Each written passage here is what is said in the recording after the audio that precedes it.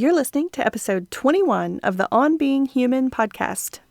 Welcome to the On Being Human podcast, where we believe transforming ourselves can positively transform society. Your host, Brandy Fleck, has the honor of exploring the human condition with real people who bravely share their personal stories of adversity, healing, joy, and more. If you're seeking empowerment, strength, and inspiration, listen in to engage and explore tough topics that help us humanize one another, understand ourselves better, spread love, and connect.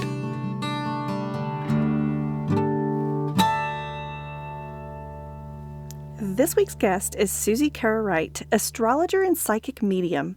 She's also a tarot reader, Reiki master, and life coach. You can find her regularly on the Today Show in Nashville, as well as the Cosmic Coach Show on Sunday mornings.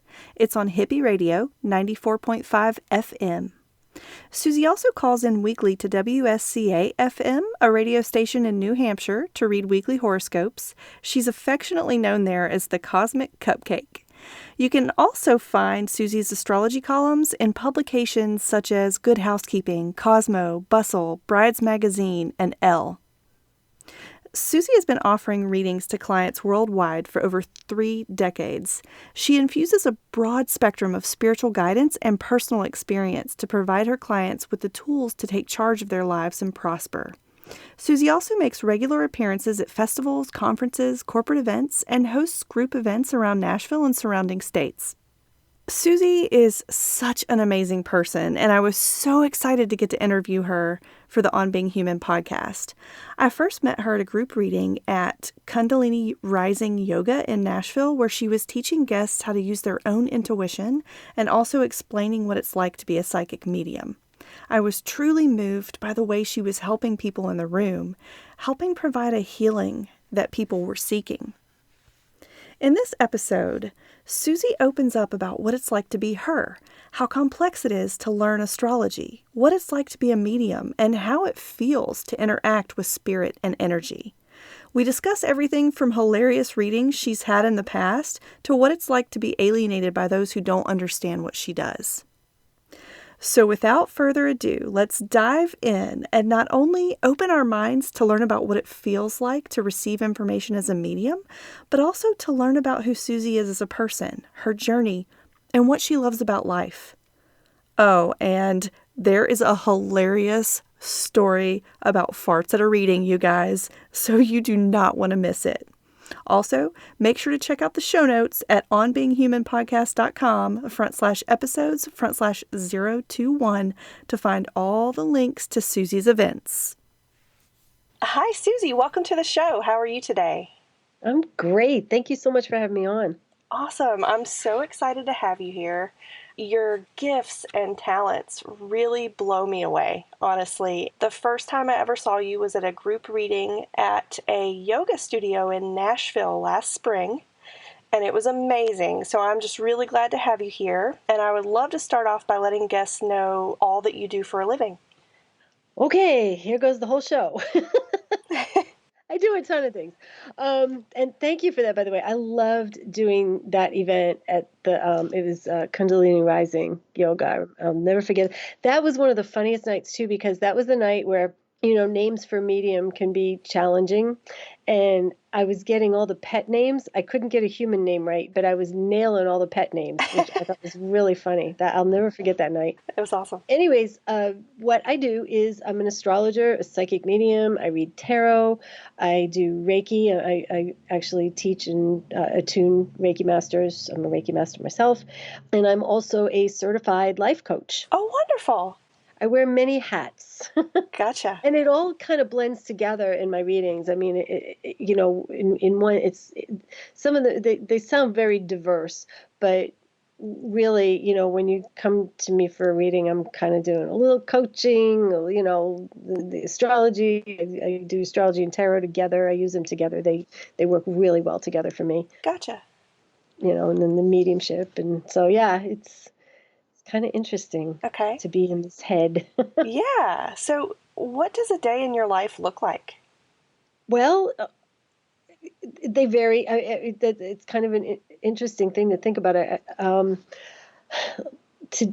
an average day, I guess, what I do is I get up and I write, because I write a weekly horoscope column. I write for Brides magazine. I write for a lot of blog sites. They have me do a lot of those funny, like, top 10 reasons why you should never date an Aries, and that sort of thing. And, Yeah, sure. what sign is the worst in bed? That was the one I did that for Cosmo, and that thing's been translated into like 1,000 different languages. I keep finding it, in my Google alerts. It keeps coming up. It's like, here's your article again in like German, and it's Awesome. like, so I usually have stuff that I write, and of course, take kind of care of business, and then I see clients like all day long. Sometimes I'll go into my office, sometimes I'll do them from my home office, and if I have a lot of phone meetings or Skype or Zoom or whatever. Mm-hmm. And then often I do events. I'll go to people's houses and do mediumship gatherings like the one you went to, or I work for a lot of corporate entities that, hire me to do like these, company parties and conventions and things. Okay. And I'll go out and do those. So yeah, my day-to-day varies quite a bit, but it involves like all of that. I mean, in just about every week I'm doing some or all of that. Gotcha. Well, that sounds really fun. Never dull, and I put a lot of miles on my car. I bet, yeah.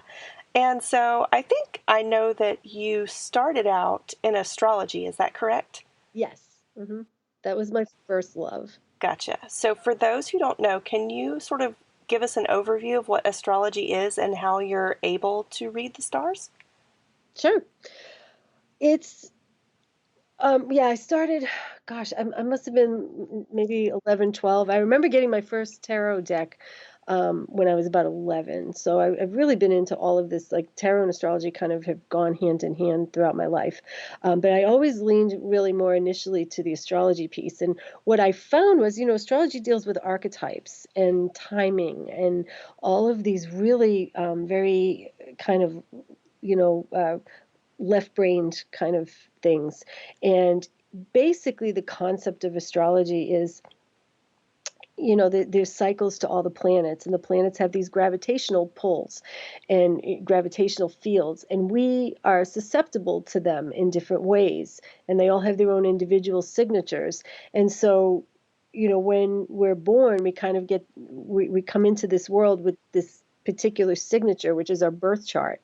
And, some people believe we choose that chart. Some people believe we were just born and we, at that moment, we get that chart. We have to work.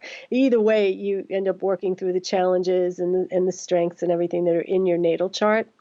And basically it's like our blueprint for life.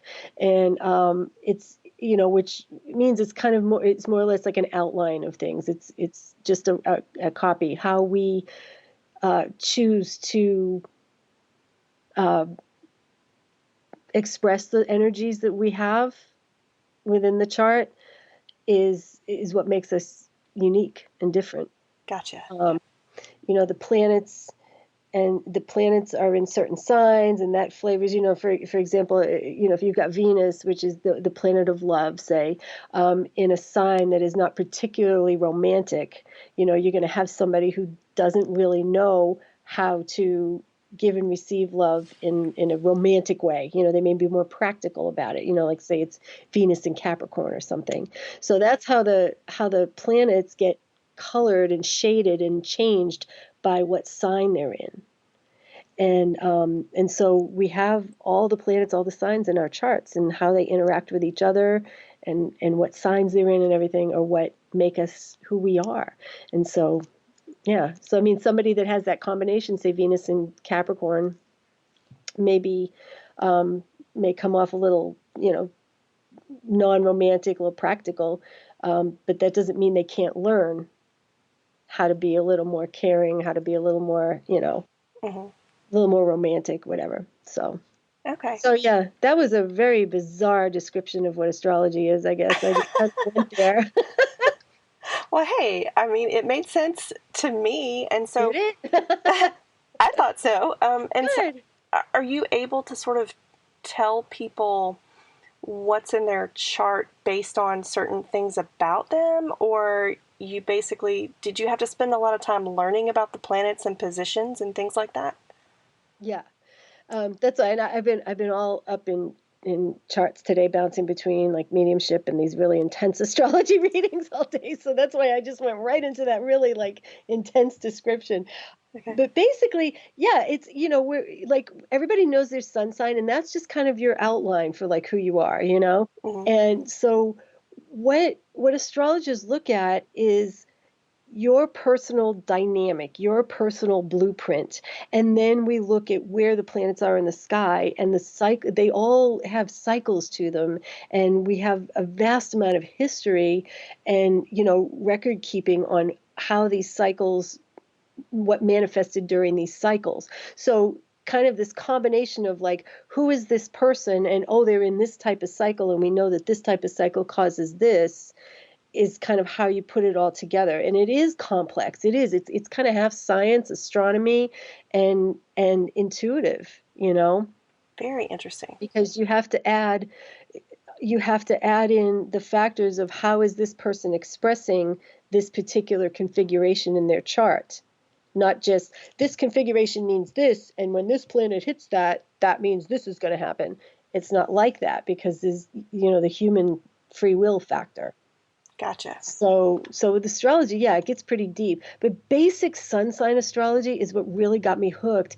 And I had this book by a lady named Linda Goodman that I got when I was really young, and it has all the sun signs in it. And she actually uses a lot of Alice in Wonderland references to describe the sun signs in each chapter. Mm-hmm. And I highly recommend it. I tell all my students to read this book, because even though it's old and it's like super dated and very misogynistic, because it was written like in the 60s or something, it's still one of the best interpretations of each of the sun signs. And it broke it down by, the general characteristics of the sun sign, the man of that, the male of that sun sign, the female, the child, and the boss. And that book helped me forge relationships with employers and with other people, like so much of my young life. It was incredible. Okay. So just understanding that archetype and what their needs are and what their expectations are was profoundly life-changing for me, because I was a messed up kid and I needed all the help I could get, Okay. And so yeah, that's why that became my first foray into into astrology, was really learning how to understand other people and what makes them tick based on their sun sign. And then of course I got, when they didn't all fit in those categories, my curiosity was just killing it. I was like, oh, okay, I got to figure this out. And that's when I went deeper and deeper and deeper into it. Gotcha. So if I ask, you said you were a really messed up kid. What do you mean by that? Well, there was a lot going on in my childhood. Okay. I kind of came from like half idyllic, perfect childhood, and there was kind of like that, that monster. There was abuse in my family and that sort of thing. And so, it was really, I got very rebellious, very young, trying to break away from the stuff that was happening. Sure. And this kind of gave me an outlet to help understand, of course, the more I dove into it and started looking at my own chart, the more I realized, oh, these are some challenges and things that I have to deal with. And it's like, these are legit things, And so it really helps me understand myself as well. But yeah, it was, I was bullied, and I was, I did not have an idyllic childhood. A lot of, it's funny. I've actually had people say that to me, like, oh, you're just so fortunate. You were born with a silver spoon. I'm like, are you kidding me? Like, you have no idea. Sure. What went on in my life. It's just that I don't wear it anymore. It's not a badge of honor. It's not something that Sure. that affects it made me who I am. It made me strong.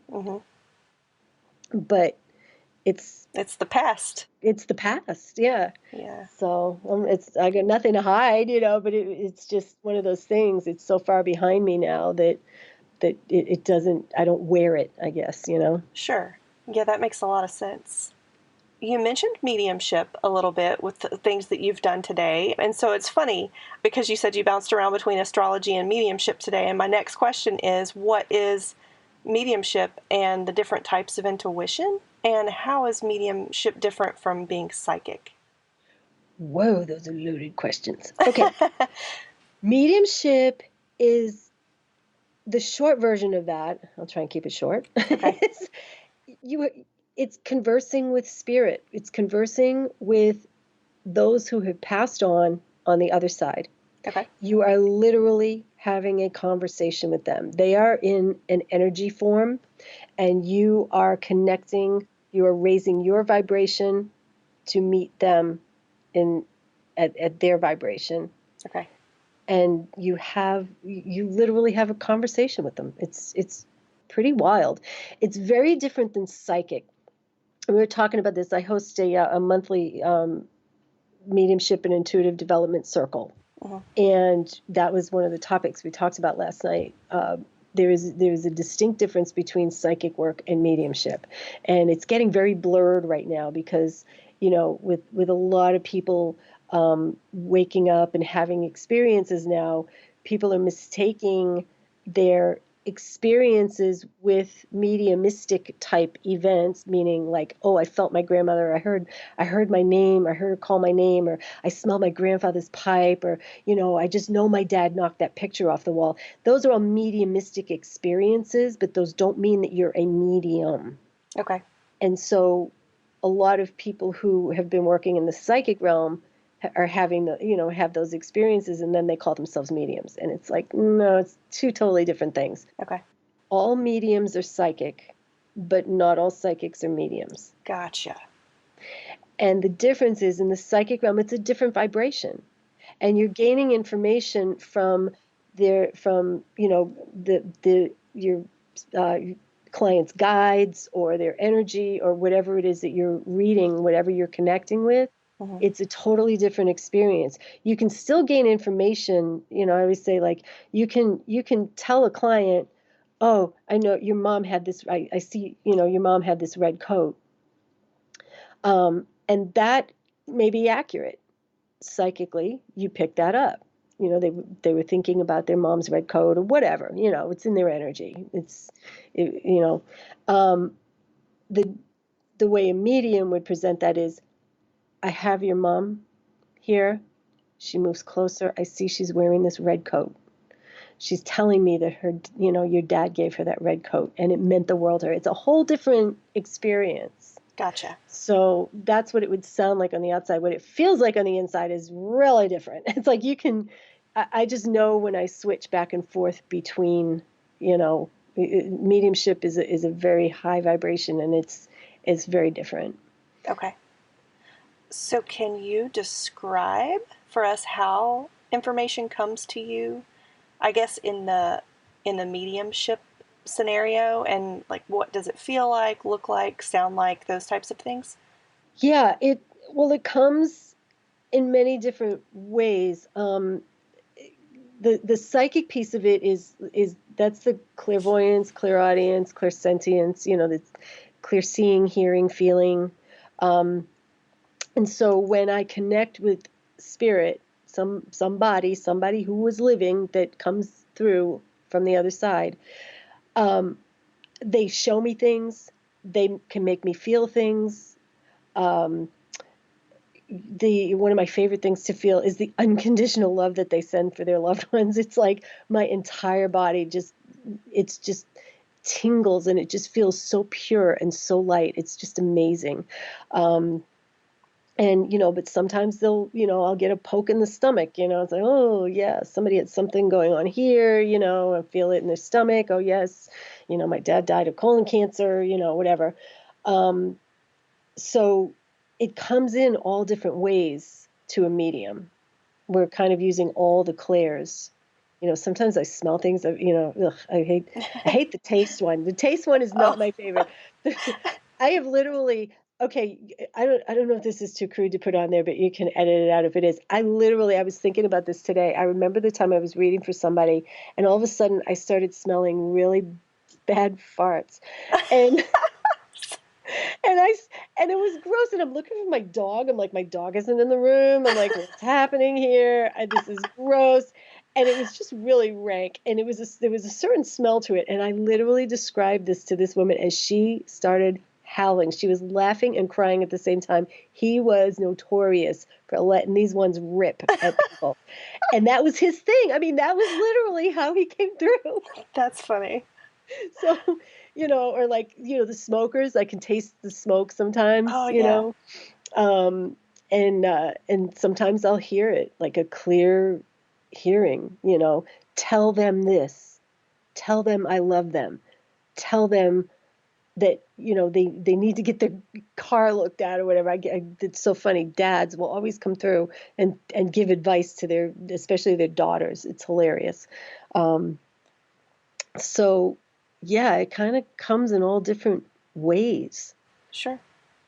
So to pivot a little bit to less about career and more just about how you're doing, what's your life like today otherwise, and how are you? Doing really well. I've been very, very busy, which I like. I'm kind of a workaholic, Mm-hmm. hardest working woman in metaphysics. Well, because I'm all over the place. I love to do many, many, many things, and this is like, it's like a calling for me. So my whole life revolves around it. I mean, it was, it's funny, when I was in the corporate world, I learned the hard way that I was not my job. I always identified with my jobs. Mm-hmm. And when I left that world, I said, never again will I allow myself to be what my job is. But what's odd about this kind of work is it is my life. It touches every aspect of my life. Gotcha. So, but the work part, yeah, I've had to delegate some of that out. I have an assistant now, and I've got somebody that works on my website and all that. So at least I don't have to do that stuff anymore. But I love doing radio. I love doing podcasts. I love doing television. I get to do a lot of that stuff. And this year, I'm trying to get out and travel more.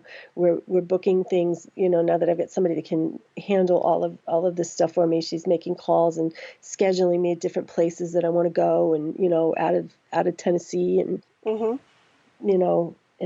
so it's really fun. Now I'm going to get out and see new faces and new places, and still be serving everybody here in Nashville that I can. And Great. So what do you like to do? Like, what are your hobbies, and how do you approach life? wow, how do I approach life? All in is what I would say. Yeah. All in. Life's too darn short to not go all in. And my hobbies, it's another whole world. Like paddleboarding. I'm obsessed with paddleboarding. Okay. I absolutely love it. I got into that a few years ago, and I love it. I just live for getting out on the water. What else do I like to? I love to play music. I love to sing.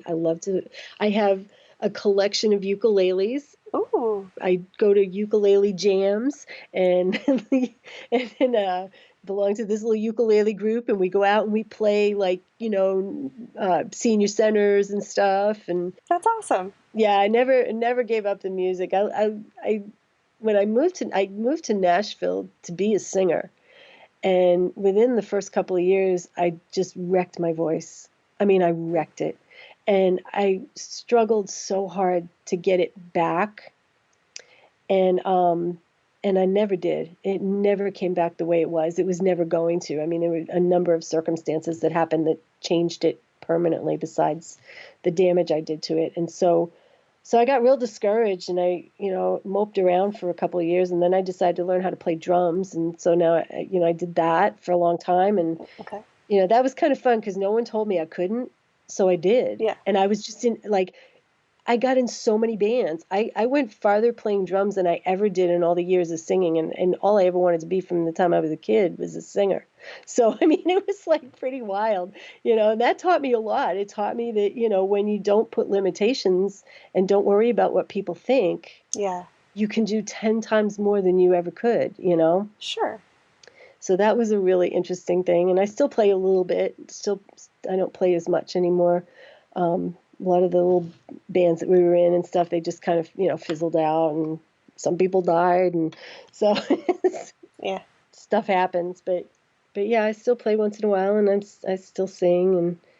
But the ukes, yeah, I'm like kind of into the ukes now. Awesome. So what do you believe the most important thing in life is? I got to say, it's something that my mom said. I'll probably think of something way more profound and brilliant after we end this, but never give up. Never give up, because there's always a miracle just around the corner, always. And if there's one thing that I am, is it's resilient. Like I said, one of these days, I hope to be able to sit down and write a book about some of the crap I've been through, because people that know me now wouldn't believe it. Gotcha. There was some pretty dark times, but I never gave up. I never gave up on my dreams. I never gave up on I never gave up, even when I thought I did. Mm-hmm. I really hadn't. I can look back and go, wow, there was still this just desire to like just eat life up, Yeah. So yeah, I would say that would be my message. Well, I like it. Yeah. And I always kept learning. Never stop learning. Never stop learning. Keep your brain going. Yeah. So how does your life's work impact your personal relationships? It's made some of them difficult, the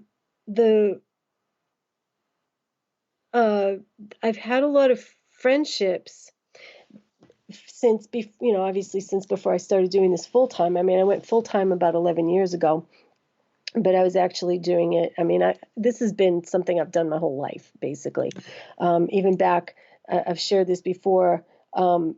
This is how long I know I've been working in this. When John Lennon died, I was sitting in my apartment in New York.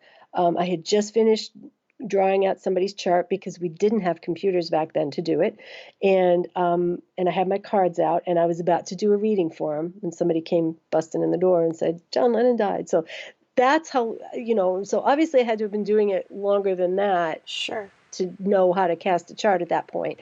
So it's just, it's always been a part of who I am. But when I went full time, what I noticed was a few things that I didn't like.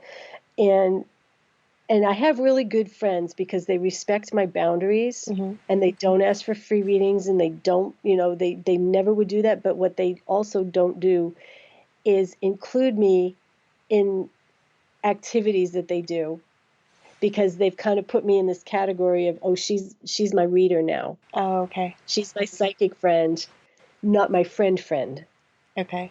And I have a lot of friends that they're still very close friends. They would do anything, we would do anything for each other. But that was one of the surprising things that happened. It really kind of bummed me out, because I'm like, well, why are these people not calling me? Well, we thought you were busy. Well, we thought, and we didn't want to like impose on you, and it's like, wow, what happened here? Yeah. So that, in that way, it impacted me, and I didn't really like that. But it's been, but I am busy a lot, so. Gotcha. There's that meme that's going around. It's like, I just want people to invite me to things, even though I'm not going to go. Yeah. That's me. Gotcha. But one of the things, I think I kind of set that precedent, because one of the things, I had this particularly interesting transit happen right as I was going into this full time, and it really kind of took me out of the loop of every friendship for about 2.5 years, and I was just all out working. Okay. And so I think, and then when I was ready, then when the transit was over, I kind of was calling everybody, going, "Hey, you out there?" They're like, "Yeah, come on over," kind of thing. Yeah. But I think I'd already set the precedent of like, I'm busy. So, but yeah, I mean, but I've made a lot of really amazing, powerful, light worker friends. And, and it's always very interesting too. And my poor husband, he's, bless his heart, he married an HR professional and ended up with someone who talks to dead people. And he's handled the transition really well. That's good. So we've been married 17 years so far. Awesome. And he's really supportive. He's amazing. And, but it's like, yeah, we go places and, I think he never says anything, and maybe I shouldn't speak for him, but I always just kind of have to be mindful. It's like, okay, should I talk about my stuff in this circumstance here, or, or just leave it alone, Sure. Can you tell us your story from beginning to end on how your calling came about? Like, when did the journey start where you realized things were happening, and how did you learn what it was and how to handle it? Well, I don't mean to sound hokey about it, but I was born into this. I mean, this was always what I loved. Back in the 60s, it was, I was just fascinated by people who, mind readers. We called them mind readers back then, And then, like I said, real young, I was always attracted to the things that weren't real, things that weren't really here. I know every kid in the 60s had a Ouija board, but when other kids were bored with it and didn't want to play with it anymore, I still stuck with it. It's like, I'd always seen ghosts. I'd always had people popping in on me in random places my whole life. And it really scared the crap out of me. I mean, that's why I didn't want to do mediumship. I really didn't want to be a medium, but I was, and I always have been. Astrology is a passion. Reading the tarot, back when I started, it was to, tell people's fortunes, It's like, which that's not what it is anymore, but Sure. all of it was, it never wasn't in my life, Brandy, it was just always there. So, I ran from it for a lot of years. It scared the heck out of me in my dark years, the drinking and drugging and all that stuff, I was, I would get the cards out and I'd read for people, and I would just freak out about how I knew this stuff. And I started questioning, like, where am I getting this information? Is this like coming from the devil? Is this, I had no spiritual, confines to work in. Gotcha. I was lacking the spiritual side of it. But I had a deep understanding of people, and I had a deep connection to the divination and again, the spirit world. So it was really unsettling and unnerving for me in a lot of ways. But I never stopped doing it in spite of that. I mean, like I said, I with the cards, with tarot, I'd get them out every now and then and do some readings, freak myself out, freak out other people, put them away for a while, and then I'd be like, no, I need to work with this. And it really wasn't until probably the 80s when I started finding teachers, because there were no metaphysical stores around. There was one in New York, I remember, that had a really funny sign on the door that said, if you don't agree with what we do in here, then stay the F out. Yeah. Literally, it was this handwritten sign. I will never forget it. Wow. And because they took so much flack for what they were doing, Sure. But, there weren't teachers everywhere. There were just books. And so I read and I read and I read and I read, and I studied and I learned and I memorized and I practiced, the best I could, by myself or with my friends. And so, the journey just, it always was, and it will always be. And it really in the 80s, when I finally started finding people who understood this stuff and started explaining the higher concepts and, of things and where all this was coming from, then it really exploded because I was comfortable in it. I was really comfortable in it. And I found a higher power that I could trust. And from that point on, it was like, okay, we're in, Gotcha. So now you work within spiritual confines, I guess, and how do you protect yourself from negative energy and things like that? The simple answer is I just don't allow it. I don't allow it. It's not welcome in my world. Okay. That is not my heart. That is not, I don't have room for that. And so my intention is, so much of what we do in this world is, this metaphysical world is visualization and intention setting. And so my intentions, I keep it, I just, I don't know. I ask angels, spirit guides, and of course loved ones, when I'm doing mediumship, to come through. And I just kind of I think it was kind of a natural thing in some ways to have these boundaries where it's like, you're not welcome here if you're not in the light. Sure. And, and there were times, sure, like they say that people that have had, that have really gone deep into alcohol and drugs and stuff are possessed by dark entities. And, I kind of believe that. So I can't say that, my energy was clean my entire life, but it certainly is now. I mean, I have a very strong spiritual program, and there's nothing that's getting between me and God. Sorry. Gotcha. Just nothing. When you got God on your side, baby, you got everything. Nothing can touch you. Awesome. Sure. So my next question was actually, what do you have to say about how your own spirituality plays into what you do? Is there anything else you can add to that? No, not really. I mean, it's just, That's it. Yeah, I pray, I connect, I know the energy. I know when, I come in contact with all kinds of people all the time. I know when something's coming through that's not real good. Gotcha. But it ain't getting in this bubble. Gotcha. It's just not coming in. So some folks are scared of the unknown and might be afraid of your life's work and things like that. I've talked to people who are worried about Reiki even and mediumship and tarot, and they even might think it's evil. So do you run into this, and what do you say to that? Oh, yeah, all the time. I'm not one that, I don't believe in trying to prove a point. It's kind of like, I really don't care what you believe. Mm-hmm. I will never try and change your mind. That is not what I'm here to do. I'm here to serve people who want to come for this kind of healing, for these services, these things that I do. I know the power of it. I know how incredibly life-changing an astrological reading can be, or a mediumship session. I mean, just profoundly life-changing. Mm-hmm.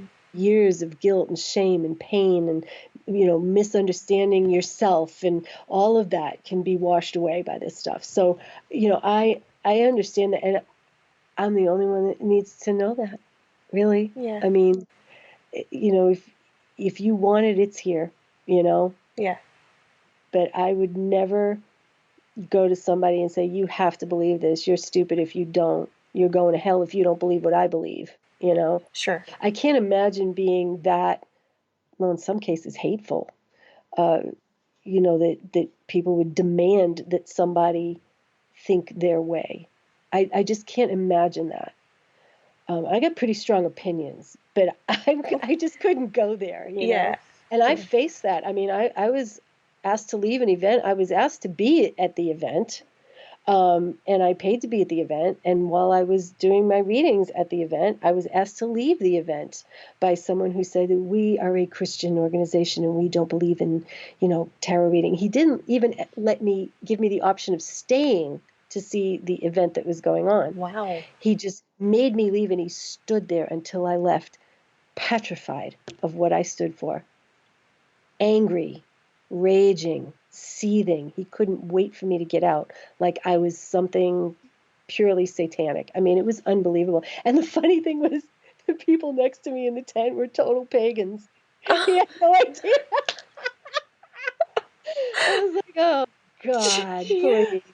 What did you do? I left. I left. See, that's the thing. Like, I am not, that could have got me. I could have called the ACLU, and that would have been big news for months. We'd still be talking about it. But you know what? He's entitled to his opinion. I found out he really had no right to throw me out. As a matter of fact, I got a big apology from the girl that had actually asked me to be there. But yeah, what would that do? It's not going to change his mind. He's still going to feel the way he is. He was somewhat involved with the event, and had I known that he wasn't allowed to ask me to do that, I would have stayed. But I just felt, well, he's telling me he's in charge of it, and I'm just going to go. What am I going to do? I'm not going to have a big argument about it. I'm not going to make a big fuss. Sure. He's convicted in his beliefs, and they conflict with who I am, and I'm just going to go. Yeah. I don't want to be around that. I don't want to be around hate like that. Right. And I've literally had, like, I was singing at this church when I first moved here, and this is a long, long time ago, and it was a non-denominational service on Sunday mornings we would do, and I'd been here for a while, and I had some business cards made up, and one day one of the ladies in the congregation asked me for my card, and it said vocal artist and astrologer on it. And I handed it to her, and she literally, like, her face just dropped. It was like she was looking at Satan himself. Oh. I mean, I've never seen it. And she just backed away from me, and she never spoke to me again. And I had talked to this woman, like, we were at lunch. That's how well I knew her. We had gone to lunch, and she's like, "Oh, give me your card," And I was, yeah. So I've dealt with the hate. It's not fun. Yeah. But it's, everybody has their beliefs, and, it is what it is. Sure. To pivot to something that's a little less heavy, I suppose, can you give us some examples or just fun stories of interesting things that have happened that really stick out in your mind with certain clients or groups? Well, the fart reading was by far at the top. That was one of the big ones. I think, mediumship, it's really funny. Mediumship has been a source of amusement and amazement to me for, like, so much. Some of the things some of the people that I've met, on the other side, and the stories that I've heard about them have been hilarious. I've had, oh my gosh, let me think. I channeled Elvis's drummer. That's awesome. That was pretty cool. Yeah, that was at the theater. I was doing a thing there, and I kept saying, "Boy, people really like him. He feels like he's really popular, but he's really, like, mellow, and like everything. I mean, I could see the guy's face and everything, and it was so cool. And I had no idea who he was. I had to Google him after when she told me that he was Elvis's drummer. So I couldn't have made that one up, not at all, because I just did not know. Even my husband was like, "That's not Elvis's drummer," and I'm like, "Well, let's Google and see." I got his name. Yeah. And we did. I'm like, "Look, he was! Oh my God!" So, what are some of the funny things? Oh my gosh, I've had so many. Like, I love when I tell somebody something is going to happen, and they look at me and they go, and this happens a lot. And I'm trying to think of a funny example, but I can only think of kind of a lame one, but there was when I tell people that things are going to happen, and they're like, "I don't think so. No, that's not going to happen. No, I don't see that happening." And I'm like, "Honey, you're talking to somebody who is predicting for you, right? So we're predicting something, so you can't see it yet." Right. That's my job. And then they come back, 2 months, 3 months, whatever, 6 months later, and they're like, "Oh my God, everything just as you said." I literally had one a couple of weeks ago. She said, she called me up and she said, "I don't know if you remember me, but I had a reading with you 5 years ago." And I'm like, I had no idea who she was. And she said, "And I hated it." And I'm like, "Oh my God, I'm so sorry." I'm like, "What did I say?" She said, "You didn't say anything wrong." She goes, "I didn't like what you told me." And she said, "But let me tell you, it took a while and you told me it would. But every single thing happened the way you said it would." And it was all relationship stuff, And she said, "So now I'm in another predicament, so I'm calling you." And she goes, "And I will never doubt you again." That's funny. Something I ask every guest on the show to sort of wrap things up is, what does being human mean to you? I guess the easiest way to answer that is I believe that we are spiritual beings having a human experience. And the human part of that involves our flaws, our mistakes, our feelings, the depth of our feelings that we have, the breadth of our joy that we have on this planet. And all of that is to me what being human is. It's understanding that we are connected to a greater source, that we're all a reflection of that greater source, but also that we are not perfect. You know, we are flawed. We are beautifully flawed. Mm-hmm. And I think that to me is what being human is all about. It's we get to experience life in its fullest. I really like it. That's awesome. So last but not least, where can people find you? What's your website? Do you have any events coming up? If people want to get a reading or anything like that, can they subscribe to a newsletter? All that good stuff. Yes, all of that. Awesome. It's one thing I've had to learn over the years is how to market. I do have a newsletter I send out once a month. Do not share your information with anybody. I do not sell my mailing list. And sometimes I don't even get a newsletter out. I hate to admit it, but human. And so but yeah, you'll get a newsletter about once a month. Every now and then a special announcement about something. But I have weekly horoscopes that you can subscribe to for free. And I have my website is astrogirl12.com, ASTROGIRL 12. Don't forget the 12 on mine because there's other Astro Girls out there, but think 12 signs, 12 houses. And that has everything on it. Literally, it has all of my contact information. I'm currently I have a show running on a radio show running on Hippie Radio, and it's spiritually based. And so I've got that going on. I've got I teach. I have I teach a lot of like classes here and there at different stores around town and. So you can get all that information on my Facebook page, which is Astro Girl Suzie, Suzie. And you could just go to events, and that's the first place I put all the events. They don't always get out of my website, so unfortunately, used to be cool. Facebook would have a thing like if you posted something on Facebook, you could link it automatically to your website, and they don't do that anymore.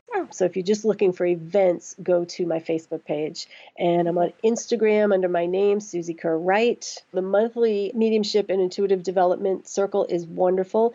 Any level, if you're brand new, just not sure what is going on in your head, think you're crazy, come on in. We do all kinds of fun stuff. Everybody works at their own level psychically.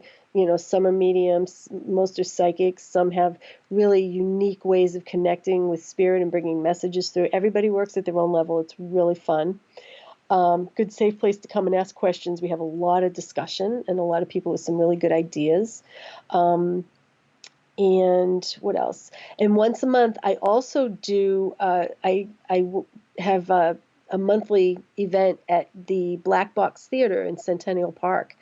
And this month, I'm doing something different. A lot of times I just do, like, I'll do a mediumship group reading there. Mm-hmm. But this month, I'm going to do an astrological thing. We're going to talk about what transits are coming up in 2019 and kind of ways that you can work with the energy, and kind of break it down by sign. So, you'll find out like if you're looking to change jobs this year, is this a good year for you to do that? Or, find a relationship, this or that. It's not going to be personal readings, but it's, I'm going to kind of give everybody a heads up on what the energies are going to be best for them.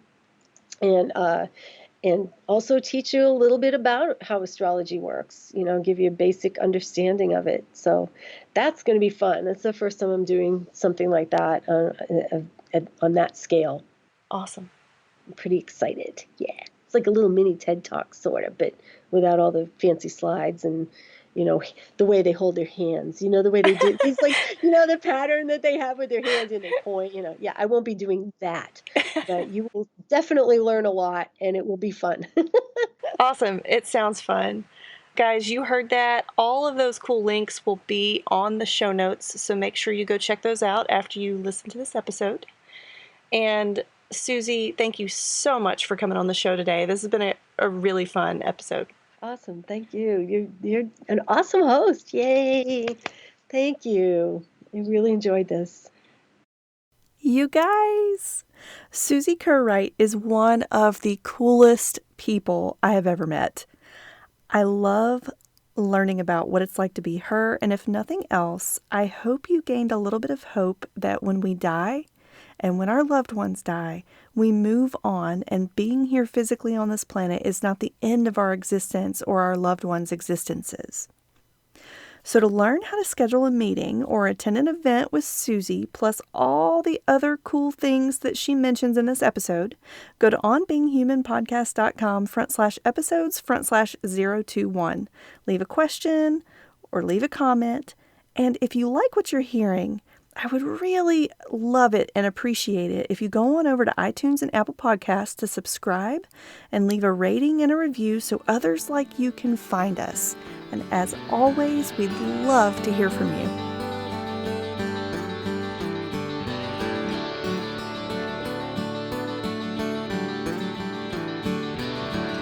So there you have it. I hope you enjoyed this episode. Tune in weekly at onbeinghumanpodcast.com for more soul-exposing explorations of what it means to be human. Until next week, love to you all.